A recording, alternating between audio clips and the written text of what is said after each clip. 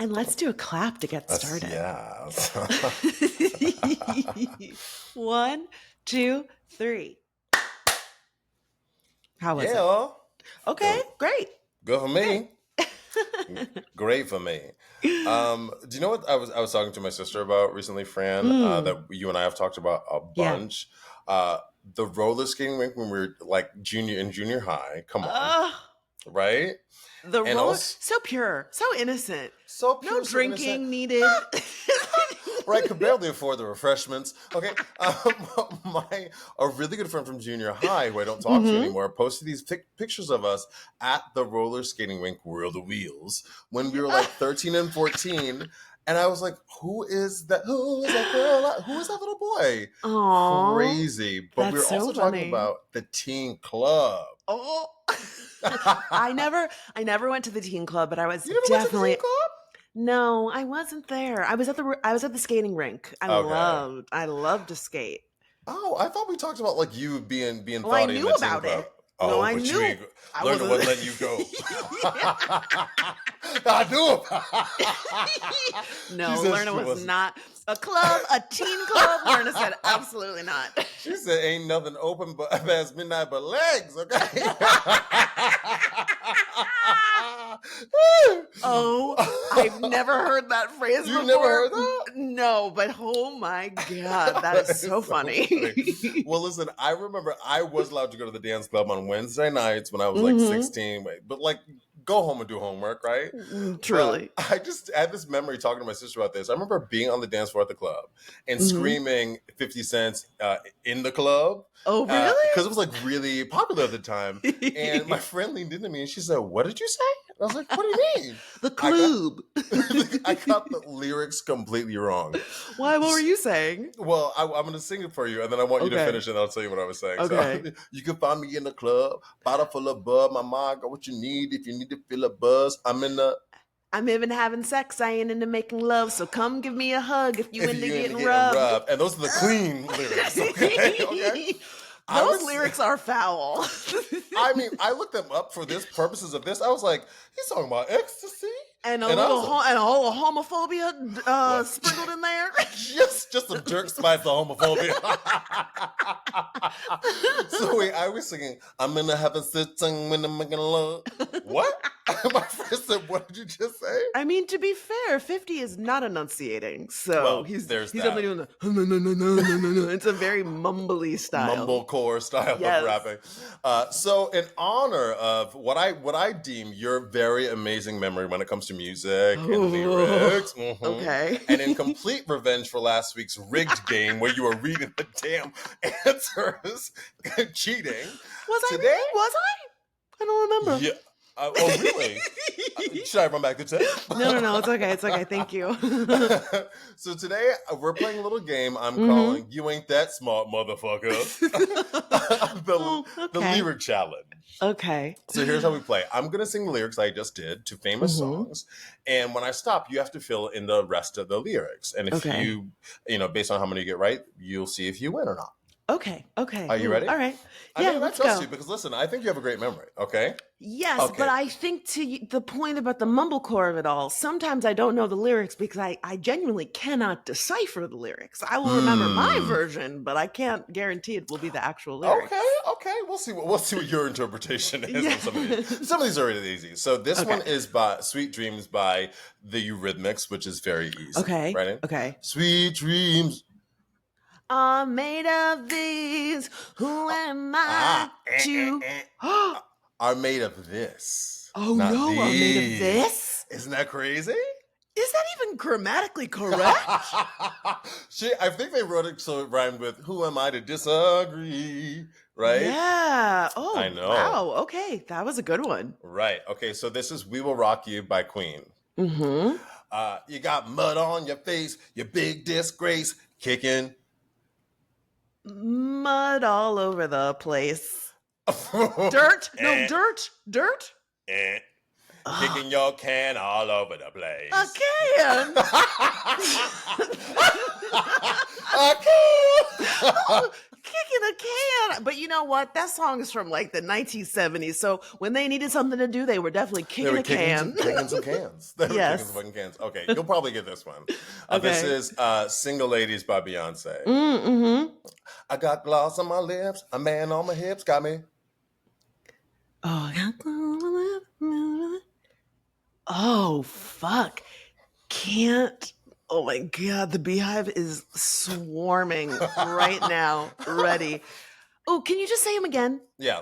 I got gloss on my lips, a man on my hips. I'll even give you another word. Got me tighter. Tighter than my dairy-on jeans. I'll give it to you. I'll give it. What is tighter it? in my dairy-on jeans. Oh, okay. See how much empathy I have? See how much empathy? How like okay, first of all, you loving called I am? You called the game "You Ain't That Smart, Motherfucker." So now you can't be. Oh, I'm so empathetic. You literally called the game "You're Not Smart." Listen. I'm just saying. I think you are smart, but you might not be. Okay. Next up is "Respect" by Queen Aretha Franklin. R-E-S-P-E-C-T. Find out what it means to me. R-E-S-P-E-C-T. Take care of TCT. Oh, so take close. care of TCP. Well, I'll give you one more.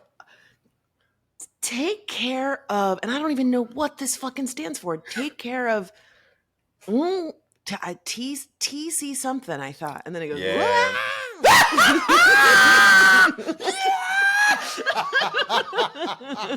Totally. That's where Christina got it from. Okay. Wait, what is it? What's the lyric? Take care of TCB, taking care of business. Oh, that makes sense. Right? I thought it was TCP. I never knew what that meant. But P and B, they do sound very similar. You're so right. Okay. You really tried to trip me up. I mean, listen, I've given you got the Eurythmics. Yeah. And I gave you Beyonce, didn't I? Yeah, you did. You did. Okay. And I appreciate you for it. I'm very nice. So this is Waterfalls by TLC. Okay. I seen the rainbow yesterday, but no, the rap? No, there's no fucking way. There's no way. But try. Keep going. I'm gonna cry. I seen the rainbow yesterday, but too many storms. How come I'm gonna leave it up? Ooh, something about a child. A child? No. But too many storms. Believe in yourself. The rest is up to me. And yet you. That's it. This is the part where in the karaoke I sit down for this part. And listen, to your credit, nobody knows all those words but Left Eye, and they died with her. So I mean, but you know what? I'm gonna push back and say there are definitely some people that pride themselves on knowing all the fucking lyrics to every rap song, and I'm always 100%. like, how do you? What are you like studying these? How do you? Like when I listen to a rap song, I'm like, yeah. Bass. Not the hype man. I know, like I'm like a Beastie Boy. I know one word. G's up, A's down. Yeah. Literally, I might know like a sentence, but that is about it. I'm not giving you full lyrics. I know about 50% of some rap songs, like Hypnotized, Notorious B.I.G. I know about 50% of those words because recently I looked them up and I was like, oh, I don't know. I know he's saying all that. He's saying all that. No. So it's I seen the rainbow yesterday, but too many storms. I've come and gone, leaving a trace with no God-given praise, with not one God-given praise. With not one God-given ray. I always say, with not no God-given praise, which is not it. It's no. I thought it was a child. It was totally off. A trace with not one God-given ray is what it is. Yeah, I never would have gotten that right. So wait, in like looking these up and like trying to find them, I found some that are really funny that I also want to share. R.E.M's "Losing My Religion." Some people said, that's me in the corner. Yeah, people think it's "Let's pee in the corner." Isn't that funny? Ooh, wait, no. Listen.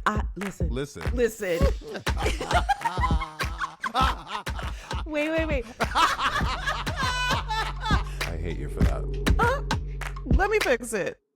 Hello and welcome back to Let Me Fix It, the podcast that says, I'm sending you a 4-page letter. And I And I enclosed it enclosed it with a with. kiss. Now, is it I And enclosed it or is it I sealed it with a kiss? I enclosed it. I looked these up. Wow. See, look at Okay. this. The theme Ooh, is the continuing memory to. ain't what I thought it was, girl. And when I write him, he better get it on time. I had to sing that part because I was like, not her threatening the United States Postal Service. When I write him, he better get it on time. Ma'am, that is a government employee. You will be Okay. subject to a felony. Don't We have get your fresh. social security number. Okay. Please don't. Okay. I'm DeLon Gred. I'm an actor, a photographer, a writer, and an educator. And I'm Francesca Ramsey. I'm an actress, a producer, a writer, and graphic designer in class. Today is our 43rd episode of Crazy. Let Me Fix It. Not the pod being a few years older than us. Okay. So I can't believe we've done that many episodes, DeLon. That's nuts. It's crazy. It's crazy. And over these last few months, and every week for the past 9 months, we have brought you pun after pun and hours of loud cackling. But we always end every episode by saying, and now we want to hear from you. And class, you answered the call 20-fold. We've gotten your emails, your DMs, your comments, your YouTube channel, your comments on our YouTube channel, correcting, collecting, gathering us, telling us what Henry Winkler's real name was. But in truth, Fran and I are working artists, and we have 5011 jobs. Fran has 5011 podcasts. We're just out here trying to pay these bills. So we haven't had time to get back to all of you directly and in real time. So we thought today, let's dig into our inbox and pull out some of your feedback, some of your love, suggestions, and comments. So we're digging in. Let's dive into listener letters. Let me fix it. So back in our TGIF episode, DeLon and I discussed the sitcom trope of having a goofy neighbor character that is always hanging around, annoying the family on the TV show.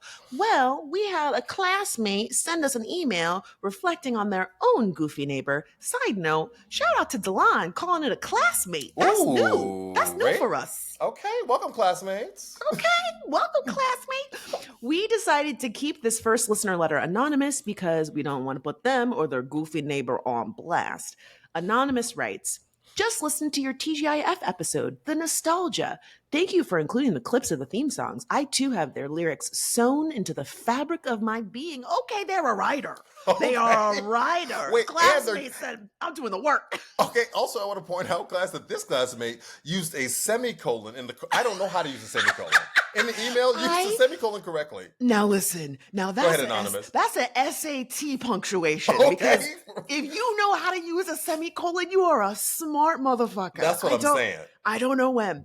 So the letter continues and says, had to email and respond to your call to people who have a dorky, odd, but endearing neighbor. It's not just a trope. My husband and I call our neighbor boy our own Kimmy Gibbler. He's always at our house to come play with our kids. He rings the doorbell and then immediately stands in the window and waves to us until we let him in. He is goofy and dorky, but also funny, and we just kind of sort of love having him over until it's been 7 straight hours, and then we have to send him back across the street. Thank you for always cracking my ass up with your podcast. Y'all are the best. Now, this is so... It's endearing, Bless funny. Y'all. It's endearing and funny, but also like, girl, you better than me, Anonymous. Because I'd be like, I call, go home. Yeah. Because listen, this is like my mother speaking through me, but you're feeding that kid. You're doing your baby. The parents across the street are getting free babysitting. I'm so cynical. She said this is a beautiful thing too. Well, I mean, our neighbor boy. So he is a kid. Yes, I will give him some grace. If it was a grown up, I would be a little. But you know what? It seems playing like with my kids. Wait a minute. Right now, see, I think that's where maybe this gets a little grace because the kids are entertained. They're having a good time. It's almost like a built-in babysitter. Totally. But at the same time, if you feed in this child.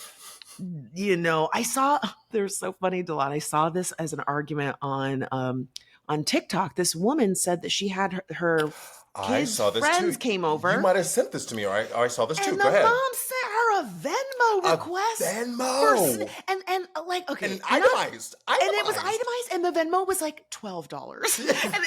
and it was like paper towels, snacks, water. It was ridiculous. The toilet he flushed went to the bathroom 3 times. I mean, to that mom's credit, like, I get it. It does add up, and like she expects the other mom or the other parent to like do it in a reciprocal way. Yeah, but it's like it's a little it feels petty a little bit. It feels really, really petty. Like, I would say the only way around that is before the kid comes over to say, "Hey, we might go out and get some snacks. Do you want to give little, whatever Kimmy Gibbler some pocket change so that she can get snacks when we take the kids out?" Versus an itemized Venmo receipt. Get out of here. Because it's the I don't know. It's if it was a face-to-face conversation, right? It's a little less abrasive or a little less. But just like a Venmo request, just sending that's weird. No, and there's also, and sorry, Anonymous, because we're getting sidetracked from your letter, but I do think this is related, and this is the show. I think there's also something to be said for a face-to-face conversation where you say, "Hey, these bills are getting out of control, and inflation is high. For real. Inflation is high, and I love Kimmy Gibbler coming over, but do you think we could just like talk a little bit about the funds that we're spending? Because when she goes to when my kid goes to your house, I'm sure she's eating up your food, and your kid's coming over. Just just putting it out there versus a Venmo request. It just feels very passive aggressive. Passive aggressive is what it is, and like you want to ask for the thing, but you're unwilling to like human to human ask for it, and using the internet to kind of like, I don't know.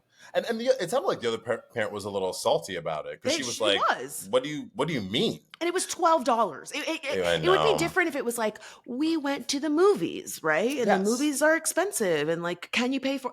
That's a little bit different. But it was itemized down to like water. It was he had too a much. bottle of water. Goodness. I mean, look, Anonymous, I praise you for like letting this kid in. The 7 hours of it all is a little much. But I praise you for like for the grace that we would see on Full House or Family Matters or whatever other TV show is beautiful, and it's brilliant. I don't have no kids, and I'll kick a friend out real quick, so I don't have the same grace. So we also got another listener responding to our TGI episode, Fran, and I think it kind of echoes some of the things we talked about in that episode as well. Melissa writes, "Just listened to The House That Urkel Built and wanted to say, as a white girl who grew up watching TGIF in the 90s, I definitely noticed the lack of black sitcoms today. I remember watching Hangin' with Mr. Cooper and Sister Sister. My family would watch In Living Color, and I watched Living Single and Martin." Go ahead, Melissa. Melissa said, "I want to be down with what you going through." Melissa, you was down as hell, girl. Shoot, we all had one, girl. We all had one in the friend group. Melissa goes on to say, "I enjoyed those shows and have noticed now that I have a teenage daughter, there are not really black sitcoms on streaming services my daughter watches. Even though there were sitcoms and not documentaries, I think it was important to have shows that I could see where not everyone looked like me and had the same experiences as me and my family." For real, though. She goes on to say, "Also appreciated your shout out to dinosaurs. I think Jim Henson is a legend and creative genius. I forgot that he made that show and now want to go back and rewatch it." That could be a Let Me Fix It, The Muppets. They're not what they used to be. I know that might not be that interesting of an episode, but just throwing it out there.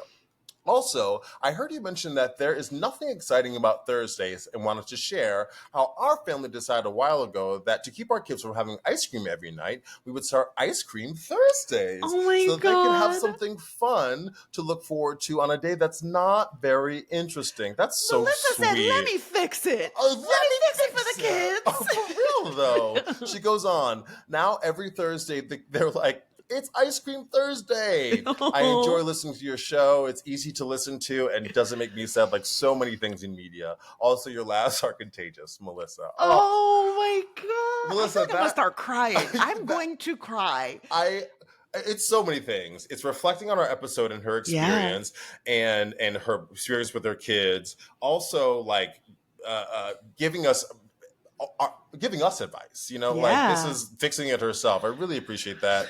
And the Muppets, listen, Let Me Fix It. I haven't watched it, but maybe we should. They've tried. Well, I think it's a great one because they have tried to bring the Muppets back a number of times. And I do feel like they've struggled to figure out what it's supposed to be.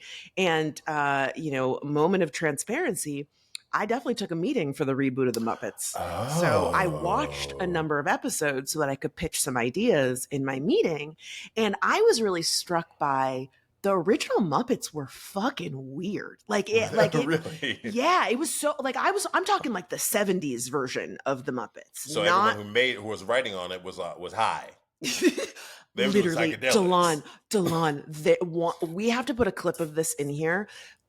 One of the most famous Muppets episode was this little furry guy. He didn't even have a face and he doesn't speak a language. He just goes, "Manom, manom." That's the whole sketch. And it's I was like, oh, they were high.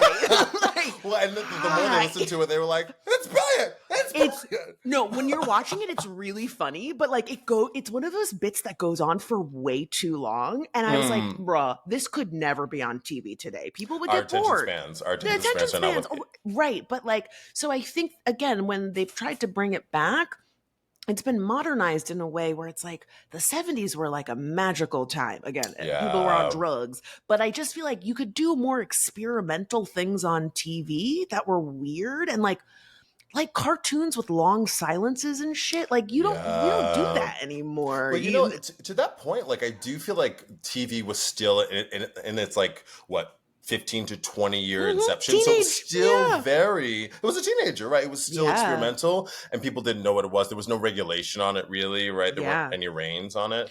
Yeah, that's really interesting. I want to point. Go ahead. I was going to say something that Melissa said about seeing Black families on TV versus sitcoms and documentaries.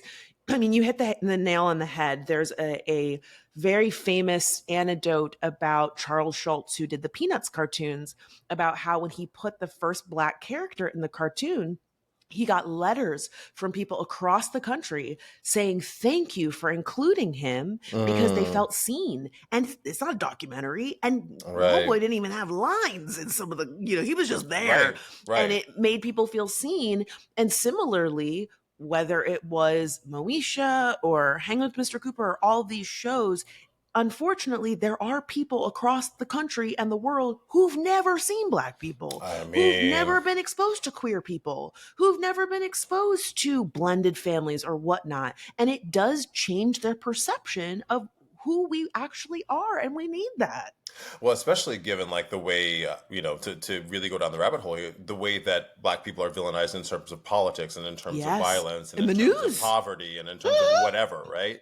Like that is something that is a trope that is really used as a cudgel, I think, politically. And so to have shows like, I know what comes up later in this episode, have a show like The Cosby Show, which I know is like not something we can't hold it up like we used to anymore, right? Yeah, but like, we don't talk about that.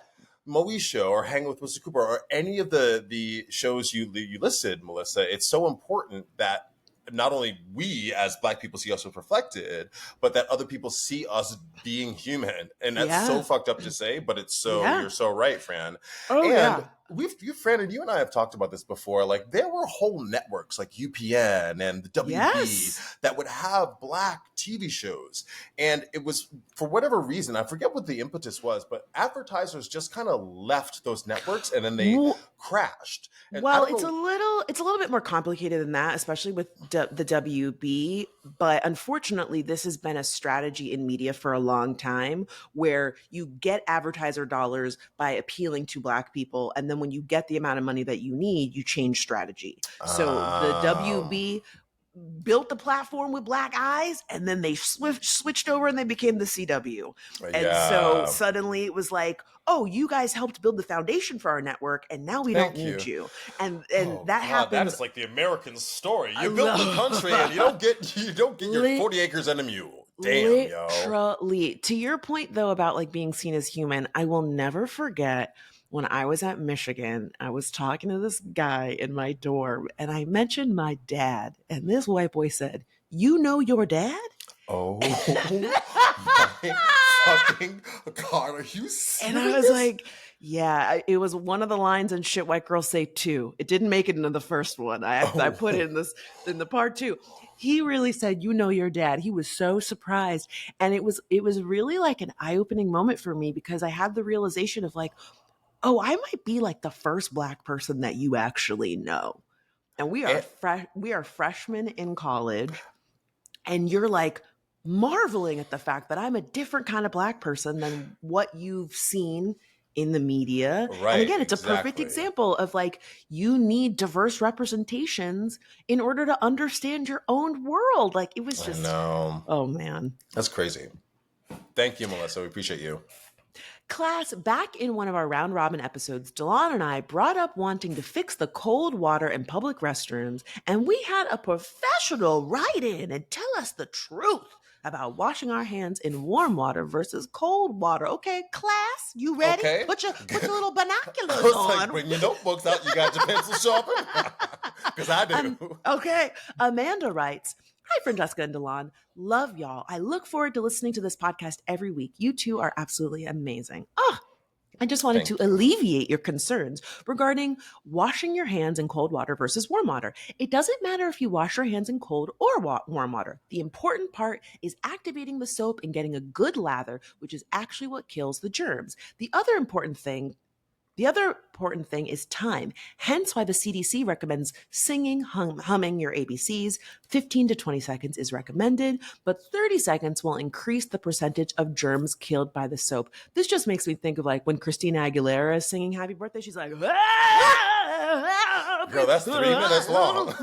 Literally, her hands are rubbed raw. You would have to use scalding water for that. Oh, wait. But 30 seconds will increase the percentage of germs killed by the soap. You would have to use scalding water for that to be a factor. And at that point, you not only killed the germs, but damaged your skin in the process. I serve in a medical unit in the Army, so I have as much cred as they will allow me to have. Okay, you better flex. Wait, you even had the attitude of the neck when you said it, friend. You know there was neck in that. Okay? I had to embody Amanda just for that one. Feel free to give dirty looks to anyone who speed washes those nasty hands in under 10 seconds. We've all seen it. Thank y'all. Take care and wash those hands, Amanda. Go ahead, Amanda. Also, Amanda, thank you for your service. We appreciate you so much. And thank you for your service to the pod, but with this information, girl. A scientist has rung into the show. Okay. There's antibacterial soap, which I guess I've never really thought. I legitimately thought the heat was the thing that killed the germs. Me too. And the soap was like, I don't know. It's antibacterial. So like now it's making more sense to me. Yeah. But there are so many men. I said this in that podcast. There are so many men that walk out of that stall, y'all, and don't even dare. That was one of the big revelations of the pandemic, because when all these recommendations about hand washing came out, there were a number of people that were very indignant. They were like, "Don't you tell me what to do." I had a viral TikTok about a girl who was saying she don't wash her hands when she's at home. She said, "Well, I'm at home. Why would I need the germs aren't like, what? We're at home. So and washing your hands isn't performative for everyone else. You're not doing exactly for the benefit of the person next to you. Like, right. My God. But yeah, the pandemic really, people were showing themselves to be nasty as hell. So thank you, Amanda, for clarifying. Hot water, cold water, it doesn't matter. Just give it a good, decent lather. Get that lather going. So our next letter is interesting because I feel absolutely equipped, Fran, to speak on it. But I also feel like too much of a millennial to like fully understand the context. So in our episode with guest Amber Whalen discussing the movie Wallen, sorry. So in our episode with guest Amber Wallen discussing the movie Challengers, we got into a pretty fruitful discussion about the use of sexual tension in the straight male relationship in the film. And Brenda got in our inbox and had some thoughts on the tensions of a real real life straight male relationship. So Brenda writes, "Hello, I I love the discussion you had on the film, but I think you touched upon a very interesting point about the rules involved in straight male relationships. Years ago, there was a huge controversy involving two members of the biggest boy band since the Beatles, One Direction." So this is where I go, I don't understand the context. This is Larry. This is the Lewis and Harry ship. Larry, Yeah, you didn't yeah. follow this? Okay. No. I couldn't tell you one. I can maybe "Story of My Life." That's like the One Direction song I know. Brenda goes on. Fans theorized that Louis Tomlinson and Harry Styles were involved in a romantic relationship based on their actions around each other. They even have their own couple name, Larry Styleson. A couple of books and a Netflix series have been created based on the theory. What? Goodness me. Fan That's fiction. crazy. Fan fiction is I becoming is a well that Hollywood is going to for film and TV. Crazy town. She goes on to say, Louis and Harry, through management, have claimed that these accusations caused a rift in their relationship. Once the band broke up, the rumors stopped briefly, but Gen Z is now starting to revive it. Once you start viewing the evidence videos, some are difficult to explain. Both men have only ever dated women, but have tattoos that match to one another. You, as media trained personalities, have better insight into the dark side of keeping secrets and us mere mortals, than us mere mortals, I think she means. And would love to hear your opinion on whether this Larry is real or not controversy. So I think she means that whether this Larry situation is real or is just controversy. Thank you, Conspiracy. Brenda. Conspiracy. Mm-hmm. Can I read? No. Yeah. Do you want to try it again, or do you? Yeah. Okay. You as media trained personalities have better insight into the dark side of keeping secrets, and us mere mortals would love your opinion on whether this is Larry real or not conspiracy. Thank you, Brenda. And I think, I think she means like whether it's a real thing or whether or if it's just a conspiracy. Yeah. I mean, it's hard. I think a few things are at play, because I was privy to the Larry conspiracy only because I was very active on Tumblr and I saw a lot of it there, and there were like so many communities dedicated to breaking down any indication that they were dating. And I think some of it is young men, but also like young British men. Like they like the metrosexual of it all, where like, remember, like people were saying like European men, their grooming habits were coming across as like more gay than straight, but like it's like, is he gay or is he just British? Do you know what I'm saying? Yeah, like gay or European. Yeah, gay or European. Gay European is the Yeah, like they were always like touching each other's butts, but like hitting each other in the butt, which is something that you see again. You see boys doing that here though too, right? You do, but I you know what? I associate it with playing soccer, football. I or see the guy. Or any sport, but I see it happen there a lot. Again, it happens in football too. So I think it's that, but I also think it's a little bit of young women when they're in like, or not young women, young girls when they're like 12, 13, 14, projecting onto a celebrity feels safer than having a real crush. And so it's easier to fantasize about a boy who is out of your reach, who you're never going to actually encounter, than it is to like put yourself out there with someone in your actual community. It's also just, it's safer, you know, logistically it's safer. And so I think that kind of spawns all of these fan theories. Like it's fun to fantasize, and then you find community in it where like you become a Larry shipper. And so like, it's not so much about Lewis and Harry as it is like the friends that you make around this theory. And so like you can create whatever narrative you want, and like that's the fun for them. But you know. Yeah, I think that's a human mentality, right? I would argue that, like, you're so right. We do that with religion, we do that with sports, we do that with celebrities, right? And music, we're all a fan of this thing, and so like let's all talk about it and have theories around the thing. I think like this is again, totally theorizing, but when you're in a band, when you're close to people, I can imagine that you bond in a very deep way. So Yeah. like the idea that they're touching each other or that they got matching tattoos, you and I matching tattoos, we're not Yeah. fucking. Yeah. Yeah. You know what I mean? So Not like yet. I think y'all are waiting for it. No, it's never happening. If it Sorry. ever happened in 20,000 No, years, it's never happening.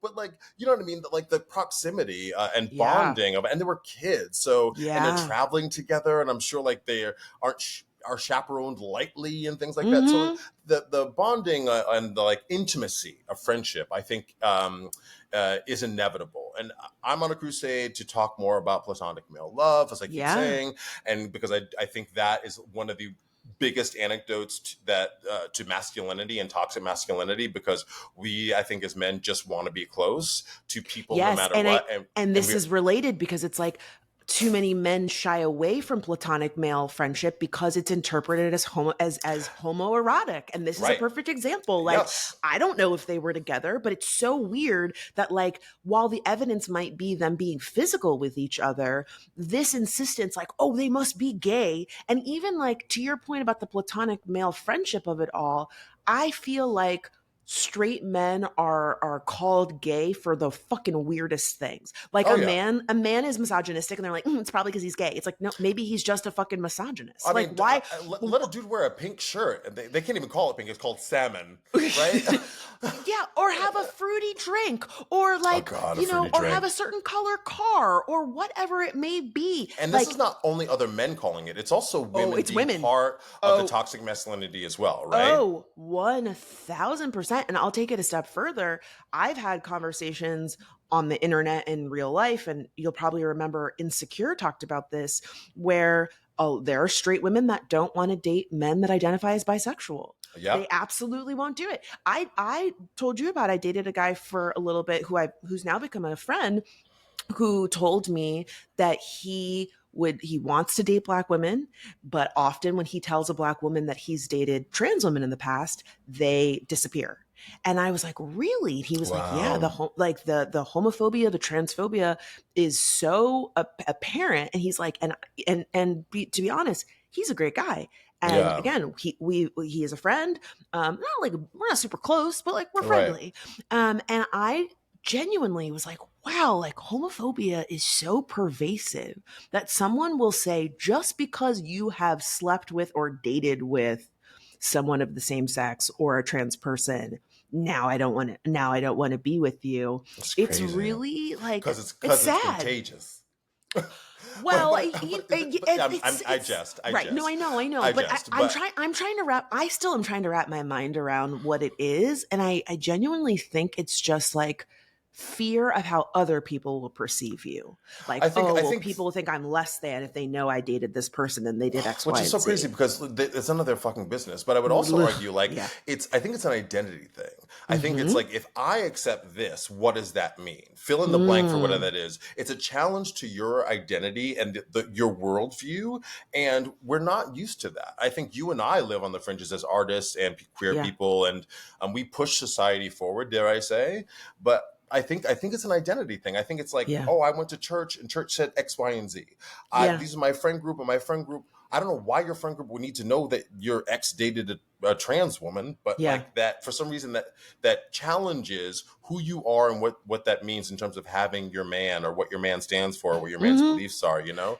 Yeah. The other It's thing I would definitely say. Oh, yeah, go ahead. The other thing I would say about this Larry Styleson thing is, what if they were fucking? Yeah, like literally, who cares? Who actually cares? And what if they were fucking? And what if they still identify as straight?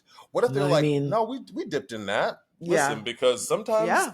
We've all had. Yeah, I I've know had one. I've I had know a couple one. straight men in my go.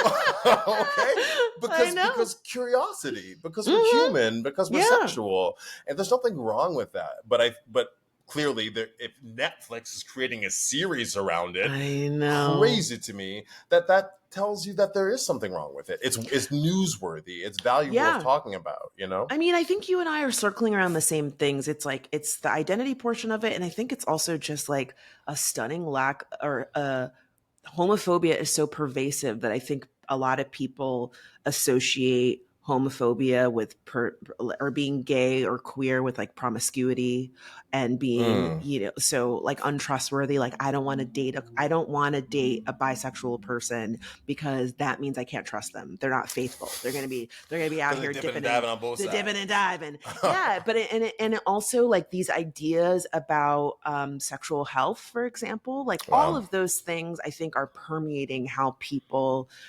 interpret potential queer relationships or being in community with queer people. And to your point, who cares if they were together? Like, it's really not any of our business. I think it's a bigger conversation about the level of privacy that public figures are entitled to. That Like part. even queer or straight or whatever, like it's really not our business who they're dating unless they want to tell us. And at the end of the day, we don't know these people. We can enjoy their music and we can speculate till the cows come home, but we're never going to know. Unless they tell us, we are never going to know what the truth is. Yeah. And in this instance, I think what's really sad is that it did hurt their friendship. And I could only imagine it would, because it's like, well, now I don't know how close I want to be to you because everything I do, they're going to say, something's going on. Well, and that sucks. Promotes more toxic masculinity. Yeah. And I've criticized Harry Styles not only on this podcast, but I think in the world for gay baiting, right? Which is like because he dresses a little more effeminate and that's my own bullshit around thinking like there are straight men who use that to as a performative thing to like get attention, and that might just be who Harry Styles is. I'm willing to take that that judgment. Well, I really don't many know things can be true. I think many things can be true. But I say that to say, like, it's the same. My being gay person projecting that onto him, and the world projecting this onto their relationship, I think does promote toxic masculinity. It says you have to be something specific. I can admit when I'm wrong too, right? You have to be something specific and fit into the box that I see you in. Otherwise, I'm going to label you this thing that you're not, or that you may be, and that there's something wrong with the thing. Exactly. And say it's bad, and there's nothing wrong with that, Yeah. Thank you for bringing that attention to. Thank you for schooling we millennials, though, Brendo. I guess Fran knew. I ain't know nothing about it. But. Yeah, I'm sad that has taken up space in my brain. But I love useless information like that. Now, class, we have said it before and we will say it again. If there's one thing y'all are ready to do is correct us and bring the receipts. We love it. We love you for it. Keep keeping us honest. So after our Jumping the Shark episode, Keisha wrote in about the TV show Fresh Prince not acknowledging replacing dark-skinned Aunt Viv with light-skinned Aunt Viv. Keisha writes, Regarding light-skinned Aunt Viv, they do quote-unquote acknowledge it in the first episode of the 4th season. Jazz says something like, ever since you had the baby, you look different. And then Will breaks the fourth wall and looks at the camera. Ugh, boo, tomato, tomato, tomato.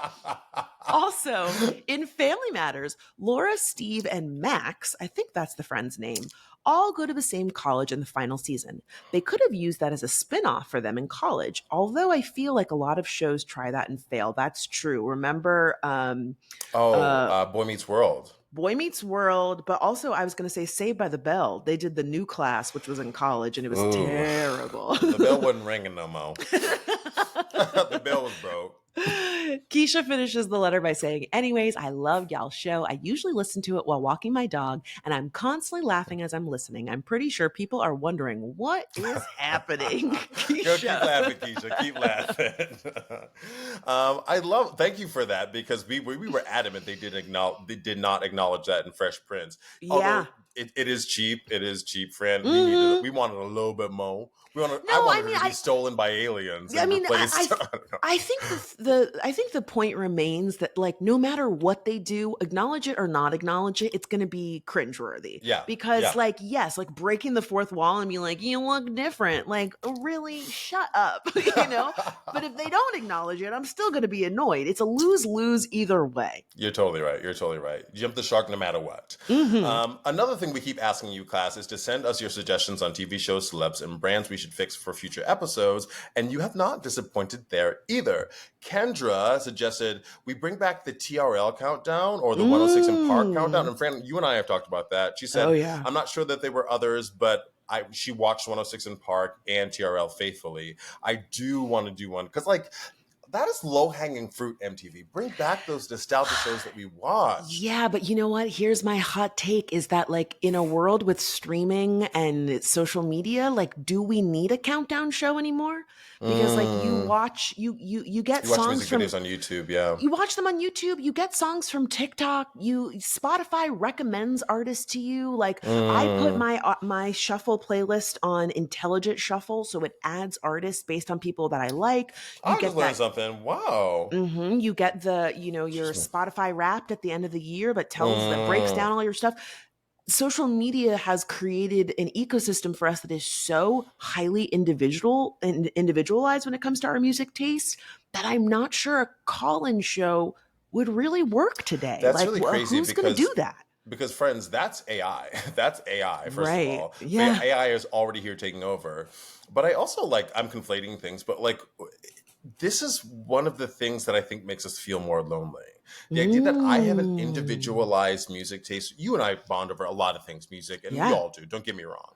But the idea that TRL and 106 in Park were shows that we could gather around and all talk about and have the same kind of idea, I think the individualized of it all is great, it's lovely, but it also keeps us in our silos and doesn't allow us to communicate in the same way and bond in the same way, which I think we have a loneliness epidemic in this country. So I think we should give it a shot. Maybe, I don't know, maybe Spotify can pick up something like that. I don't know. Yeah, I mean, I think I do still think this is a good episode topic because I think this is what we would unpack in the fix. But I think if we were going to have a music countdown show, it would need to have some sort of new format, like Wild Pitch. Instead of just music videos, what if it was a countdown of live performances and they were in the studio? And so it's like, you guys voted, and this week we're getting a mini concert from whoever, Sabrina Carpenter, because her song is the number one song, versus like watching music videos, which again, we can watch at any time. Right. I think because we have music videos on demand, whereas when we were watching TRL, we were like, I hope they play our favorite music. music. Home at 4:00 to watch the music. Yeah, totally. Because I only, every once in a while, I just got to catch the end of it, or I'm calling and I'm hoping they play it. And now it's like, I could just pull the music video up immediately. I don't need to wait for 3:00 to watch it. Right, and the kids are on TikTok watching that. Right, we're not sitting down watching TV shows at all anymore. I'm streaming. No, I watched 3 episodes of The Boys last night, and then I went to bed. Right. Yeah. So Kendra also suggests coming out to your Christian family and coming out later in life. She writes, I'm a bisexual Black woman who came out at 30, and it's been a struggle trying to stay connected with my family. Girl, the struggle is real. Oh, not a ding dong, Fran. Yes, that is someone coming to fix something in my apartment. Give me 1 second. I'm going to tell him to come back. Okay. Class, I just want you to know she ran. I'll give you a play-by-play. Well, do you hear her? She's on a call right now. She said, come back in 30 minutes. You know who that was? That was a booty call. That was a man coming at, she was trying to give her something. Sorry, that was the West class. Ooh, there's the maintenance guy. It was the maintenance guy. Get out of here. Listen, I know where you live, maintenance doesn't come when you call. Oh, no, motherfucker. Oh, no, she did it.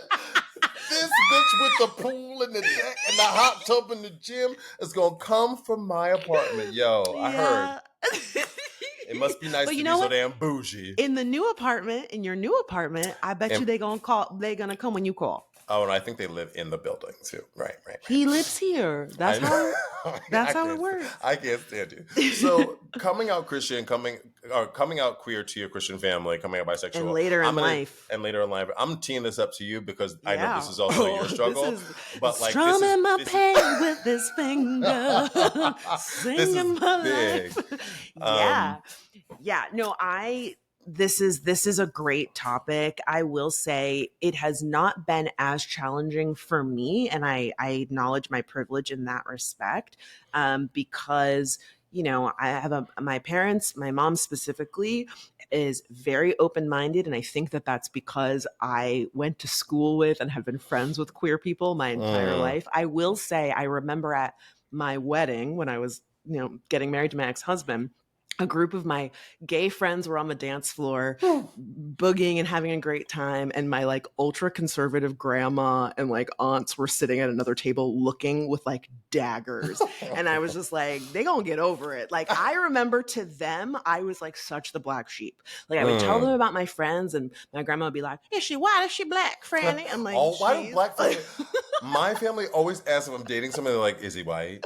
Always. Always would ask Always. that. Or like, I remember when Ralph was my roommate, I was talking about Ralph one time, and my aunt was like, and he's gay.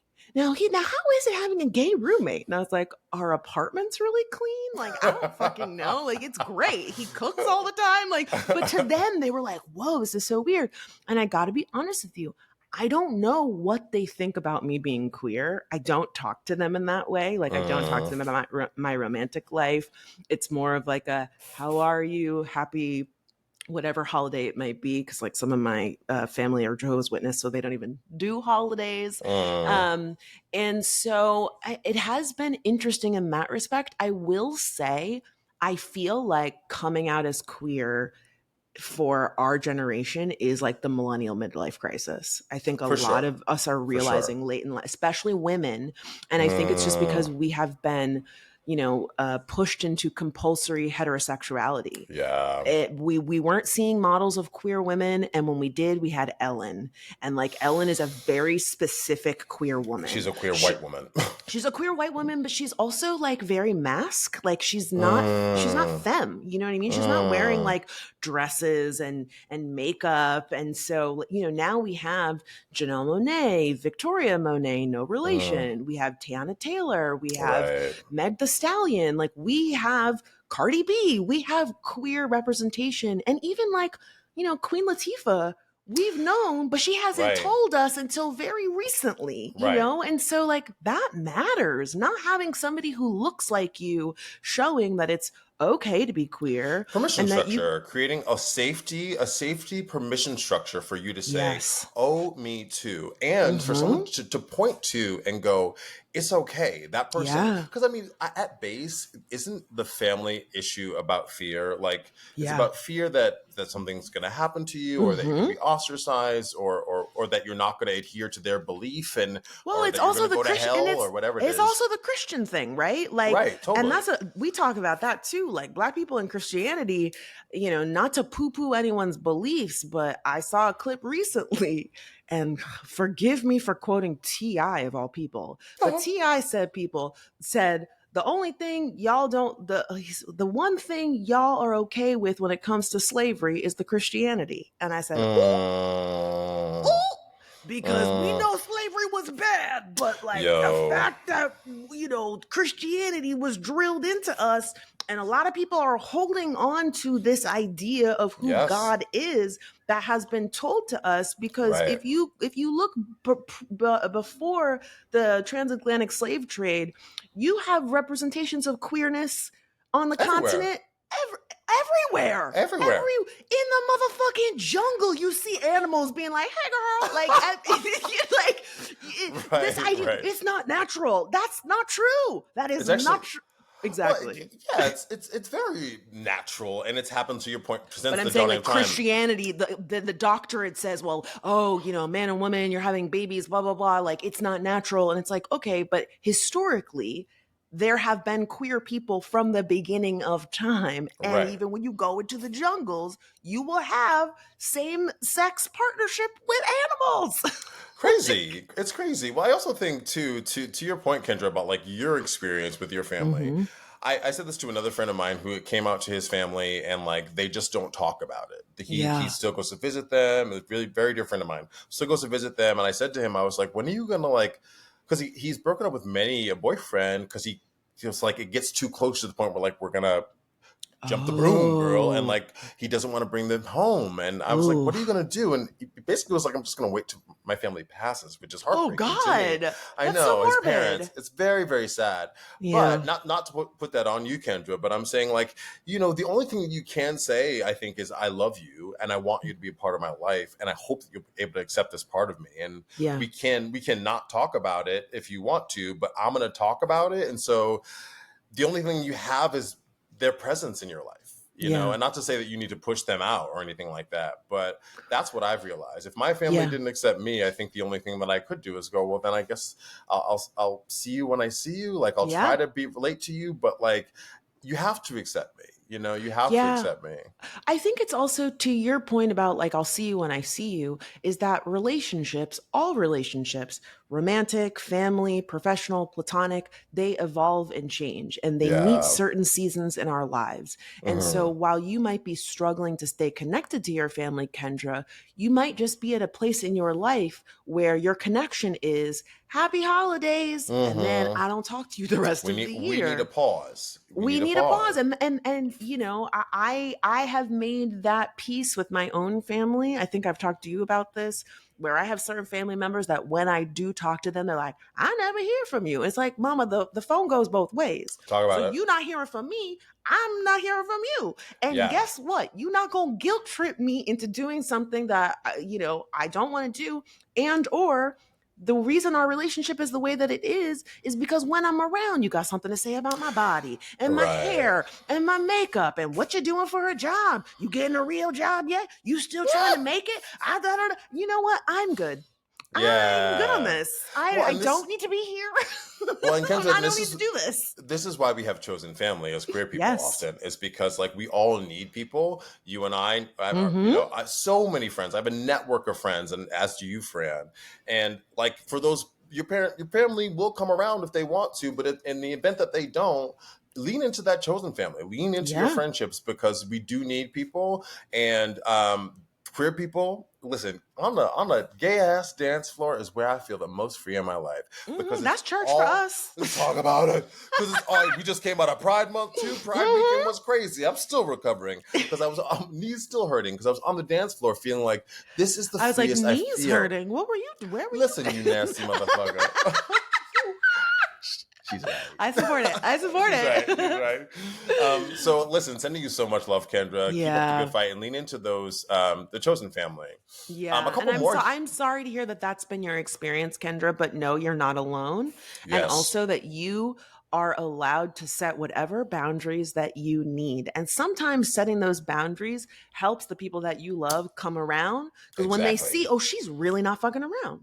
Right. She's really not okay with us saying this terrible homophobic stuff. She really is staying with that person. She and that woman been together and they're really happy. Okay, I guess if I want to be there at Thanksgiving, I might have to tighten up, you know? Well, listen, and time heals all because I get accused of being morbid a lot because we ain't got so much time here. And once you get older, you start reflecting on your life. And if those people really want to have the love that I know you have to offer, they're gonna come around. They will come around, or they won't. And, or it's their loss. They're fucking lost, right? We have a couple more here. Odele from London suggests that we try to fix HBO's The Idol featuring Lily Rose Depp. Did you watch this, Fran? I didn't watch this show. I refused. I have many thoughts. But there was controversy on like her being over sexualized, and I didn't really hear much about it. But we're putting it on the list, Odele. There was so much. I mean, the most cliff notes is Sam Levinson, who is a Nepo baby, was handed a show that was initially written very much featuring the female perspective of Lily Rose Depp's character. And The Weeknd, who was an exec producer on the show,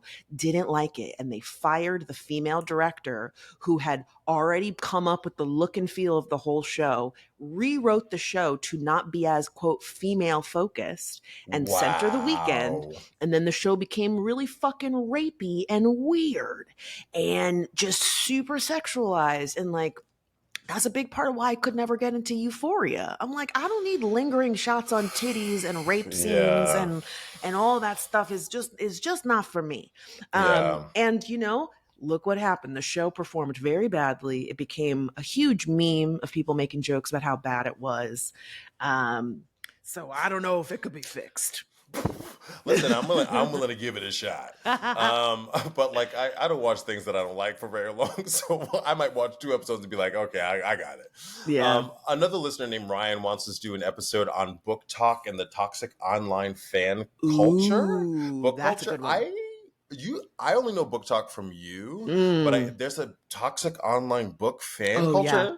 Oh yeah, book Is this talk like is fan fiction, like the no. Larry Styleson thing? No, it's kind of. It's just, and I don't know why. It's very interesting because it definitely existed before TikTok. Like the book fandoms are very intense, especially like in the YA space. But Ah, book talk, I think it's a combination of like the algorithm. And I also am going to say, the pandemic, the loneliness epidemic has really hit motherfuckers. for And real though. so people have become so fanatical. Authors have had to shut down their social media Are you serious?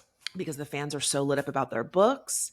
There are to the fan fiction of it all. There was a big controversy recently about a book that was about a hockey player, and some book talker got really into hockey as a result and was essentially sexually harassing this hockey player, so much so that the team had to put out a statement asking all fans to, be respectful. She was at the game holding up signs that were like, I'm wet for so and so.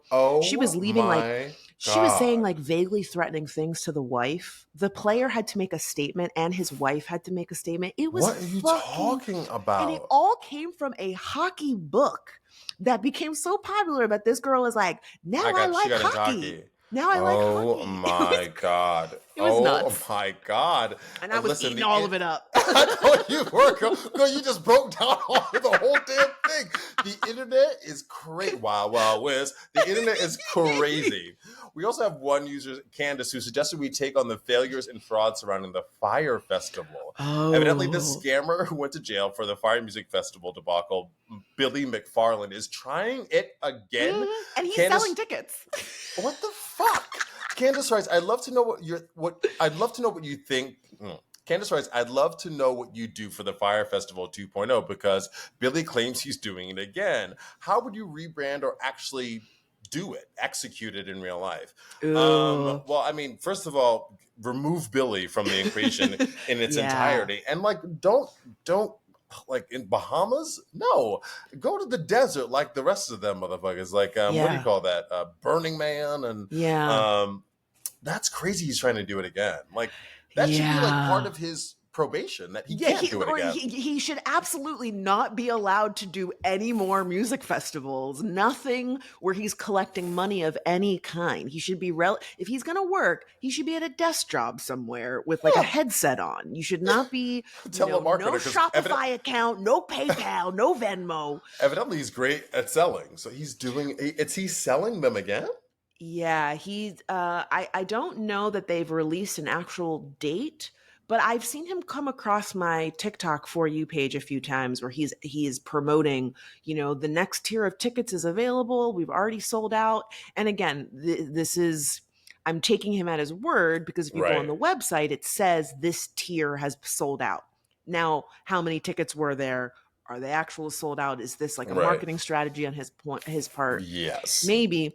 I don't know. Off the top of my head, I think, I would say do something totally different. Like maybe the Fire Festival is a virtual festival and it's, you don't have to buy a plane ticket. You can watch it from the comfort of your home, or it's like a box that you get that's filled with like, random music things, and you get to have your own Fire Festival at home. Like something that feels like less risky. Cause I feel like the name is just associated with like Firefest has become synonymous with like failure of a festival. Right. I personally would never trust that brand to have like decent accommodations or food or any of those things. So like if I'm going to do anything, it's going to be from the comfort of my couch. I heard that. Yeah, I guess I don't know why he didn't rebrand it, but I guess he's kind of using the notoriety Yeah. of the last one to promote this one. That's kind of crazy. Yeah, and I My think some people are just going to want to go because of the story. They're going to do it for the right, plot. They're like, if it's right. bad, I'm going to go viral. Maybe I'll be in the next documentary. That is exactly what it is. I'll TikTok the whole fucking thing, and then I'll be able to go viral. We'll all be watching it. So many people blew up on social media because they were documenting what was either happening because they were there or they were watching it from Twitter or social media. And so there are a lot of people who are just like, oh yeah, who cares if it's a mess? Like I'll get something out of it. Well, I hope you survive. Bring your own toilet paper. Okay. I have 3 Instagram DMs on here. Do you want to save them and save them for another one, or That's do great you because have time? we're Because at we're about an hour. Yeah. yeah. Let's save them. Okay, great. So let's skip down. Okay, so maybe go to. I hope we've made it clear, class. But in case, Yeah, let that's us. great. Okay. So I hope we've made it clear thus far, class, but in case we haven't, let us double down. Thank you for your correspondence. Thank you for listening to this show. We love doing this show. We love you getting in touch with us. It means so much to us because we really appreciate doing it. So thank you, thank you, thank you. Yeah, class, y'all are incredible. You're so thoughtful. You're so smart. You give so many great suggestions. We make the show for you. So thank you for making the show as special as it is. And now it's time for everyone's favorite segment, the Glow Up, where we give props to those who've turned themselves around without our help. But first, let's take a quick break. And we're back. Delon, are you okay if I go first? Absolutely. Okay, so my glow up this week is kind of a personal glow up, kind of a brand glow up. My glow up is for my relationship with social media. Let me explain. As you know, I have a love-hate relationship with this motherfucker. It's opened a lot of doors for me, but I have worked really hard to move into the TV space, and post strike, our industry is in turmoil, and I've been feeling a lot of frustration about it. Yes. And I've mentioned this many times. Amber has become my career coach. And she's like, Mama, lean in. The social media is paying these bills. And I was like, maybe I should get more serious about this. Delon, the Facebook checks are hitting. I've never made money on Facebook. And now I'm like, the girls are arguing on the page and the fucking dollar signs are going up. So if y'all are mad, come over to For Justice channel because Wait, and is this like your public my page versus Facebook your fan personal page? Your fan my public page. fan page. I have about 250,000 followers on this Facebook page, and I've grown it over the course of like 10 years. Because remember when I worked at Upworthy? Yeah. So because of Upworthy, I was making content all the time, and I really learned how to like game the algorithm via Upworthy, and it grew my Facebook page. And they recently started this paid program. I've never made a dime off of Facebook. And Amber was the one that was like, girl, Facebook is paying these bills. And I was like, really? So I was like, you know what? I'm going to try. I have been trying for a week. I made $400. And I was like, look, now this is me just kind of being like, let me just try. I'm just going to post one thing a day on Facebook. And when I say my relationship has changed, it has always annoyed. I hate being misunderstood. I choose my words very carefully. But in this instance, I'm like, I don't give a fuck if you don't agree with me or you don't understand. You want to write a fucking soliloquy in the comments? Go for it. I'm just like, you know what? I don't really care. And like, there are people that are like, why don't you block this person? And I'm like, I'm not going to block them. If you want to sit on this page and argue all day, the check will clear and I will be okay with that. And I feel like, especially because I have given a lot of my time, energy, and intellectual property to these pages or these platforms, I deserve to be paid. Facebook has made millions off of Talk me. about it. Millions. And I haven't made a freaking dime. And again, $400 is nothing to scoff at. But I'm like, that was me not even trying. That was me being like, let me just see what happens. Yes. And I was like, oh, wait a second. I made a spreadsheet, Delon. I was like, oh, we have goals. We hitting post numbers every day. Yo, this is what I love about you. Listen, she is type A to a core, and really also like you. It's use your word, the gamification of it. Mm-hmm. You love figuring something out, especially when it comes to social. You're like, how do I? I look at those analytics. Yeah. Oh yeah. I'm like, oh, it's so really. I'm cross-referencing. I'm like, okay, well, I had this video that went viral about dating. Let me post a dating thing. Oh, I had this thing go viral about whatever. Let me post this. And I'm just looking at the response and I'm kind of like cross-referencing. And I'm like, okay, well, it seems like people like this stuff or this stuff is contentious. Or I ask a question. I posted a preview of my upcoming wallpaper collaboration. And I said, which one's your favorite? Tell me what color you would like. And the comments were like, I was like, okay, great. One, people gave me great feedback that is helping informing my collaboration, but also people just want to share their opinions. They just want to tell you what to think. to the soliloquy of it all, like that's also growth because there was another version of you, friend 1.0, who would like Oh, sit and argue, and that's oh one of the yeah. reasons I got off of Facebook, Oh and yeah. and I kind of enjoy engaging on social, but a lot of it like can get me like. Oh I yeah. have to write a bunch of things. I have to, versus like this, like Yeah. in-person exchanges. This is more the speed that I run at. So I also want to give you a lot of props for being like, go ahead, girl. Yeah. Ain't no mind to me. Y'all go ahead because I'm making the coin, right? Yeah. Well, and it's that, and it's also, I think, if I'm being totally honest, I think because I went to acting school and I was like, that's what I want to do is be an actor. I had kind of, and there's been a stigma around being an influencer. I've been in writers' rooms and had people tell me, like, you just, you got here because of the internet. And it's like, yeah, but I still am good enough to be here. I was at a Right. party yesterday and had a whole heated conversation with a man I had never met before who is insistent that social media has made it easier to break into Hollywood. And I was like, I don't think that's true. I think it's just made more opportunities for people who don't live in New York and LA. You still Sure. have to work hard, but I think all of that has made me feel a little like, ugh, I don't want to be an influencer. Like, I don't want to be on social media. Yeah. I want to work in TV. And it's like, I still want to, but thank God I could pay some grocery bills with Facebook. So Well, I and to might that, as well. right. Well, and to that dude's comment, like, Oh okay, God.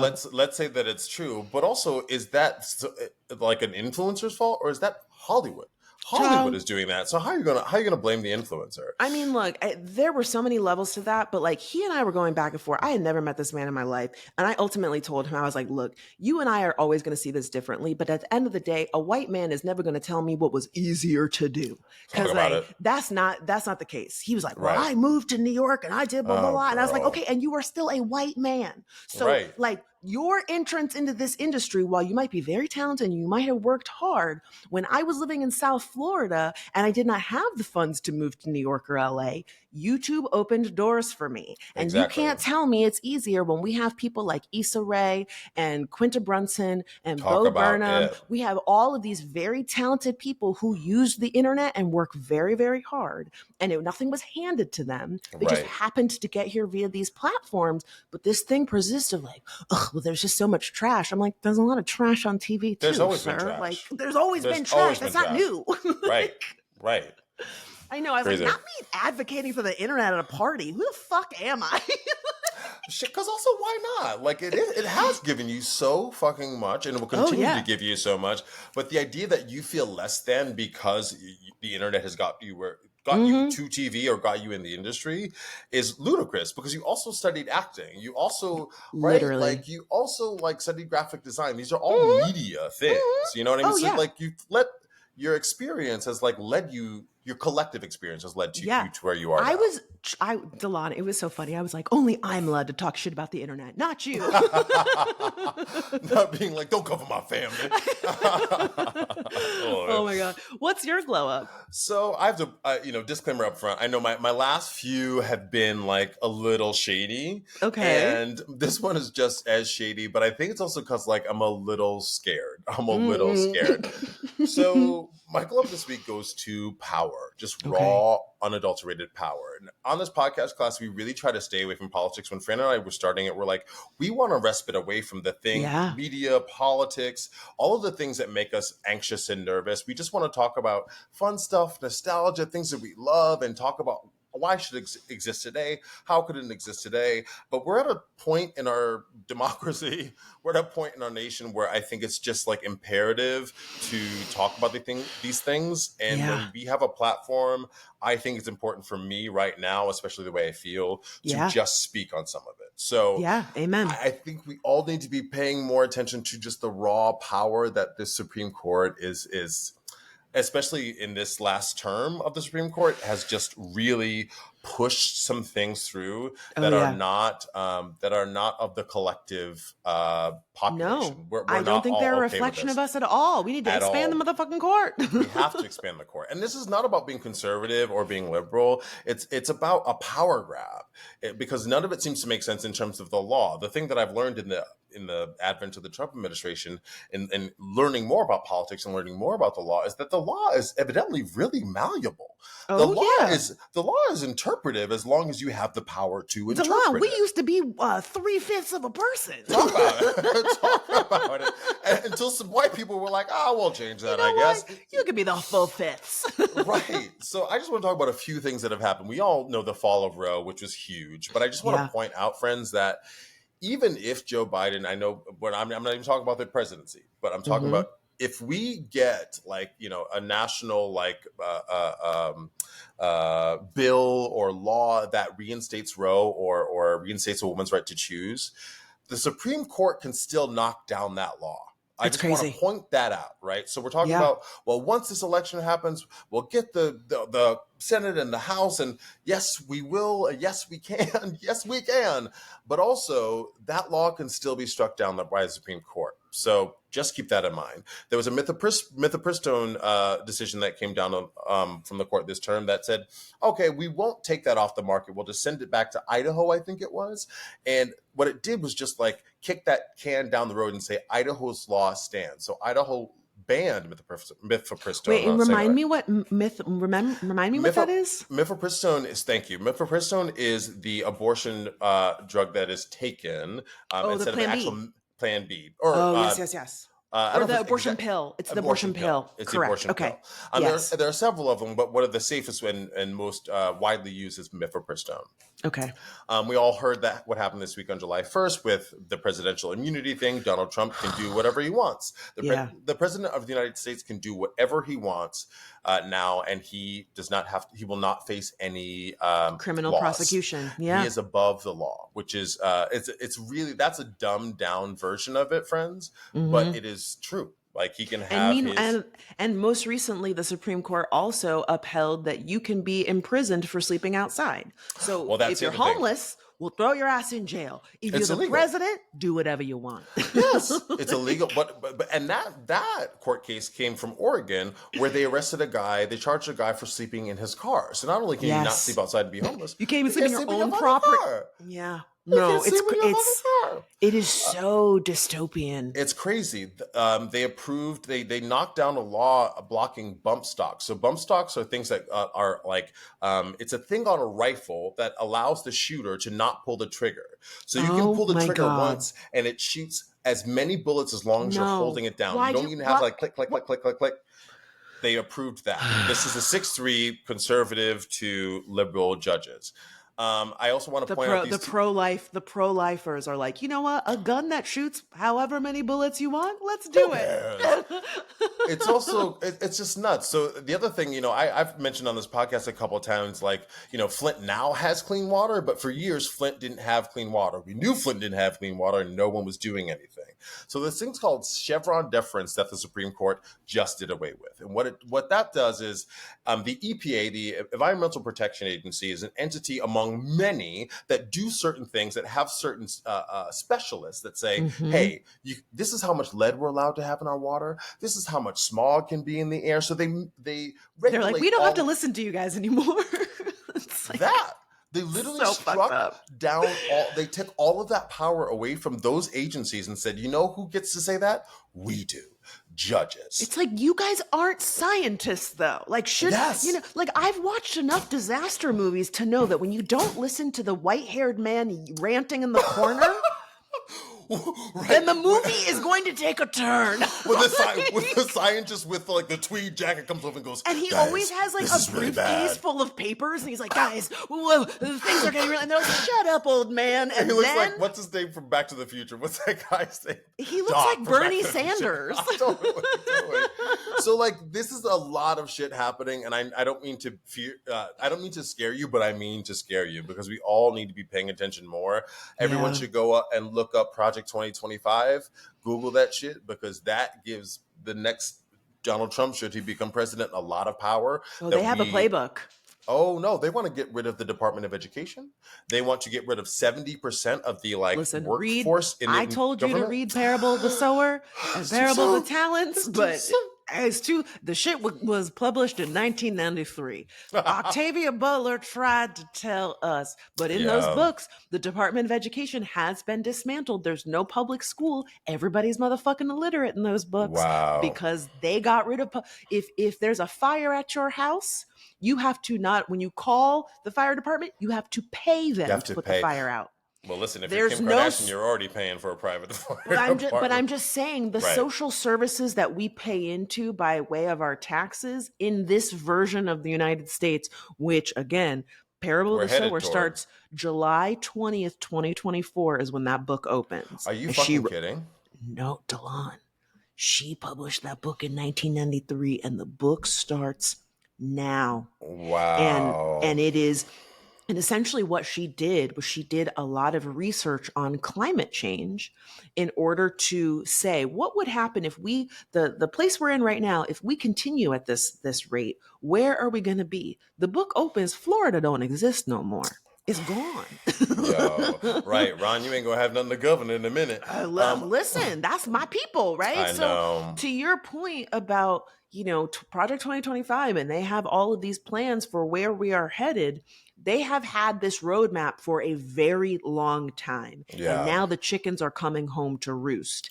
And it didn't happen overnight. Yeah. Well, and I think we have been, those who believe in democracy and are liberal minded, I think we have been kind of not playing with the same deck of cards. We've not been trying to do it the right way. Yeah, we've said like, no, this is the status quo. We're going to keep things as they are. And I think we now have to like pull up our suspenders and buck up. And class, not to leave you with, again, this dystopian, like it's all going to hell. Kind of is. But what do? We vote, yes. But I think we have to push our representatives that we already have voted into office to do more. Right. And I just want to leave that with us. Because I'm sitting in this. I listen to too much news, as you know, Fran. I read too much news. Yeah. And I'm not trying to scare everybody. I'm just trying to get us all to have a fire under our butts and pay attention a little bit more. So my goal up is raw power is here. Yeah. But you know what? I would also add to that, like harnessing our own power. And I think it's really easy to feel overwhelmed by everything. And I say that as someone who does feel very overwhelmed by everything happening. And that's, again, why we created this show as a respite. But at the same time, realizing that beyond voting, the community organizing and getting involved and like the lower level, there's power there. And yes, holding your representatives' feet to the fire, but also saying, if you don't do your fucking job, you're going to lose your seat. And letting them know, calling and leaving them messages, sending them emails, making your voice heard. It is, again, overwhelming to think I'm just one person, but you're not just one person. You are connected to so many people who love, trust, and believe you, and you have the power to influence them for good. And I realize that when we get these messages from our audience, like just you and I sitting in our little apartments, like I know we're reaching thousands of people. To your point, friend, you're part of our community class. Yeah. So we are all talking about it, and we are hopefully like we can galvanize one another and really affect some change because we're at a point where we really kind of have to. We really are. Oh God, this was a great episode. It really was. Class, but you know what? As we started the episode, we will end it. You know we want to hear from you. What listener letter have you not sent to us? We're waiting for you. We also want to fix your problems. So if you have problems, personal problems, send them to us because, we're ending our season here, but we're trying to come back next season with like boop boopy doo, some like new games, some new segments. So send us your problems because we want to fix them for you. Or like we said, maybe you'd like to suggest a TV show, celeb, or brand, or get the thing out of Fran's eye. There was a hair, like a giant piece of string on my face. Sorry. digging in there. Or maybe you have something that you'd like to suggest for a future episode. You know what to do. Hit us up on Instagram @FixItPod or email us lemmefixitpod@gmail.com.